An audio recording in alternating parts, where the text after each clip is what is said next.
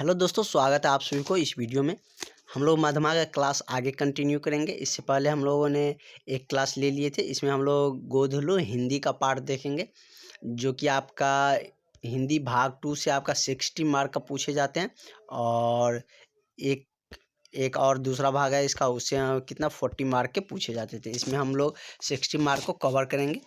तो चलिए पहले प्रश्न देख लेते हैं, उसके बाद हम लोग लॉन्ग क्वेश्चन की तरफ चलेंगे, क्योंकि इसमें हमने बताए थे 3 टाइप्स के क्वेश्चन पूछे जाते हैं। 4 टाइप्स के, एक ऑब्जेक्टिव, एक लघुत्तरीय, एक अति लघुत्तरीय और एक दीर्घोत्तरीय पूछे जाते हैं।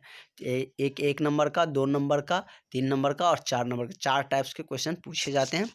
तो और हमने सब्जेक्ट भी बता दिए थे कि कितने सब्जेक्ट होते हैं, कितने के एग्ज़ाम होने हैं। तो सारी चीज़ हमने पिछली वीडियो में डिस्कस कर लिए थे। तो इसमें स्टार्ट करते हैं। पहला चैप्टर है राम बिनो बिरथे से अति सुधो तक। ये क्या है कि मतलब इस अध्याय का नाम है। इससे हम इस शीर्षक का जो भी ऑब्जेक्टिव फ्रेम होंगे सारे हम लोग देखने वाले हैं। तो मेरा फर्स्ट क्वेश्चन है कि राम नाम बिनु बिरथे जगी जन्मा किस कवि का रचना है, मतलब किस कवि के द्वारा यह कविता लिखा गया है। यह कवि जो लिखा है वो किसने लिखे हैं, तो गुरु नानक जी ने लिखे थे। कौन लिखे हैं? गुरु नानक जी ने।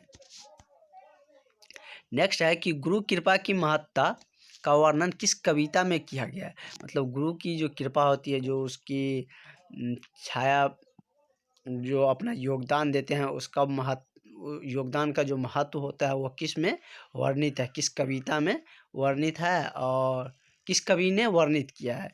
पहला ऑप्शन क्या है? घनानंद साहब। दूसरा क्या है? सुमित्रानंद पंत। तीसरा है गुरु नानक। और चौथा ऑप्शन क्या है मेरा कि रस खान साहब। तो यह किसमें महत्व दिया गया है, किसने दिए थे, कौन से कवि ने? तो गुरु नानक जी ने ही दिए हैं। और इसी कविता के दरमियान उसने यह इसकी गुरु का महत्व दी है। गुरु नानक किस भक्ति धारा के कवि है? सगुण भक्ति धारा के, या निर्गुण भक्ति धारा के, या सुख भक्ति धारा के, या किसी भी धारा के नहीं। तो यदि गुरु नानक जी का हम बात करें तो वह किस निर्गुण भक्ति धारा के कवि थे। किसके? निर्गुण भक्ति धारा के कवि थे। सो नेक्स्ट क्वेश्चन देखते हैं कि रसखान किस काल के कवि थे? ऋतुकाल, आदिकाल, या मध्यकाल, या आधुनिक काल। तो यदि हम रसखान साहब की बात करें तो वह किस काल के थे? तो ऋतुकाल के कवि थे। किस काल के? ऋतुकाल के कवि थे। नेक्स्ट क्वेश्चन है कि रसखान की भक्ति कैसी थी? सगुनी, या निर्गुणी, या नौगुणी, या सहस्त्रगुणी। तो इसका जो करेक्ट आंसर हो जाएंगे वो क्या होंगे कि ये पूछ रहे हैं कि रसखान साहब मतलब कैसे भक्ति करते थे। तो वह किस टाइप के करते थे? सगुनी करते थे। तो इसका करेक्ट आंसर क्या हो जाएंगे? ऑप्शन नंबर ए हो जाएंगे।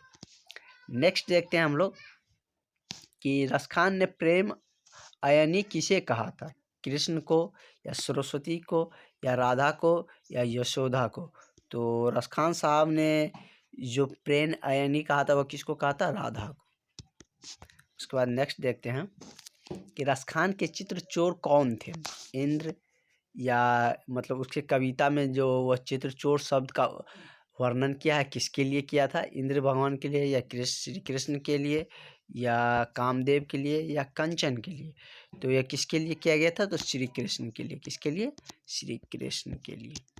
नेक्स्ट देखते हैं अति सुधो स्नेह को मार्ग शीर्षक सवैया किसकी रचना है? रसखान की, या घनानंद की, या गुरु नानक जी की, या मतीराम की। तो यह किसके हैं? तो ये घनानंद साहब की है। किसके है? किस शीर्षक के? तो घनानंद शीर्षक। उसके बाद नेक्स्ट क्वेश्चन देखते हैं घनानंद किस काल के कवि थे? भक्ति काल, आदिकाल, या ऋतुकाल, या आधुनिक काल। तो हम घनानंद की बात करें तो वह किस काल के कवि थे? तो वह थे ऋतुकाल के। किस काल के? ये पूछे जाते हैं किस काल के थे? ऋतुकाल के थे।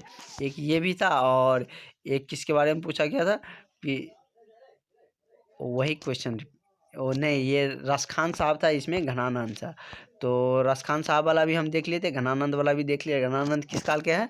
तो ये ऋतुकाल के हैं। और घनानंद भी किस काल के थे? वो भी ऋतुकाल के ही कवि थे, सभी एक ही समय के थे। सुजान सागर किसकी कृति है? रसखान की या प्रेमघन की या सुमित्रानंद पंत की या घनानंद की। तो रसखान सागर जो कृति है वो किसकी है? तो घनानंद साहब की है। किसकी है? घनानंद की यह कृति है। नेक्स्ट क्वेश्चन है कि गुरु नानक की कौन सी रचना है? मतलब इस 4 का ऑप्शन दिया है, उसमें से पूछ रहा है गुरु नानक की कौन सी रचना? अति सुधो स्नेह को मारा, या मोह अशुभा निह लो बरसो, या एक ग है कि जो नर सुख में दुख नाही माने, और चौथा ऑप्शन मेरा क्या है? स्वदेश। तो यदि गुरु नानक जी की बात करें तो वह किसके रचनाकार थे? तो स्वदेश के थे। किसके थे? स्वदेश के। तो नेक्स्ट देखते हैं, इसका ऑप्शन भी देख सकते हैं, आंसर भी देख सकते हैं आप लोग। नेक्स्ट देखते हैं हम कि गुरु नानक के अनुसार किसके बिना जन्म व्यर्थ है? संपत्ति के, या इष्ट मित्र के, पत्नी के, या राम नाम के। तो गुरु नानक के बिना यदि देखा जाए तो किसके बिना जीवन व्यर्थ है? तो राम नाम के बिना। नेक्स्ट देखते हैं कि ब्रह्मा का निवास कहाँ होता? समुद्र में, काम क्रोध हीन व्यक्ति में, स्वर्ग में, या आकाश में। तो ब्रह्मा का विकास कहाँ होता है? तो काम क्रोधी हीन व्यक्ति में होते हैं। नेक्स्ट देखते हैं कि रसखान दिल्ली के बाद कहाँ चले गए? तो रसखान साहब दिल्ली के बाद कहाँ चले गए? तो ब्रजभूमि यूपी में वहाँ चले गए। उसके बाद नेक्स्ट क्वेश्चन है कि रसखान ने प्रेम अयनी किसे कहा था? तो ये क्वेश्चन हमने तभी भी देख चुके थे कि किसको कहा था? राधा को कहा था। उसके बाद नेक्स्ट क्वेश्चन है कि रसखान ब्रज के वन बागों पर क्या न्यौछावर करना चाहते थे? मतलब सैकड़ों स्वर्ग महल, या सैकड़ों इंद्रलोक, या तीनों लोक, या स्वर्ग लोक।